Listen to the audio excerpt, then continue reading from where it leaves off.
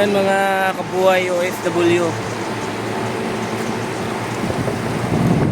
Sobrang dumi. Linisan muna natin to bago tayo magpalit ng compressor.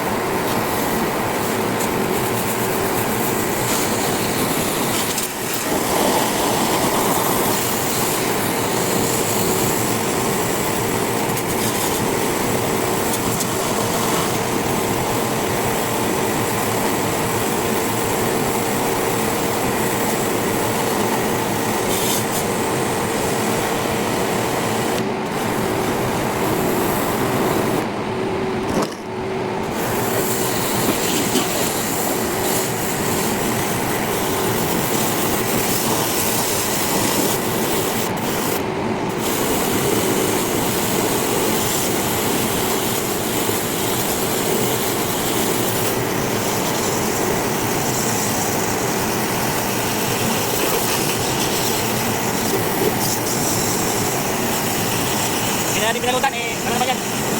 Paano naman tubig naman?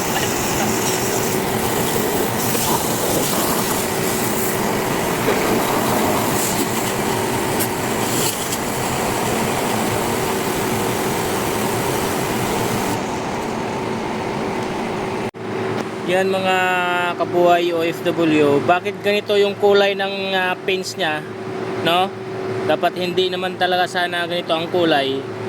Dapat ganon. Yung tao kasi may-ari nito sa loob ng kwarto nagsisigarilyo. Kaya yung usok niya umaano dito katagalan, ganito na ang kulay. Wala naman tayong chemical, kaya tubig lang. Yun lang muna ang gagawin natin. Ang importante na linisan, hayaan mo na lang yung kulay. No? Okay na to. Ang gagawin naman natin ay i-remove natin tong compressor.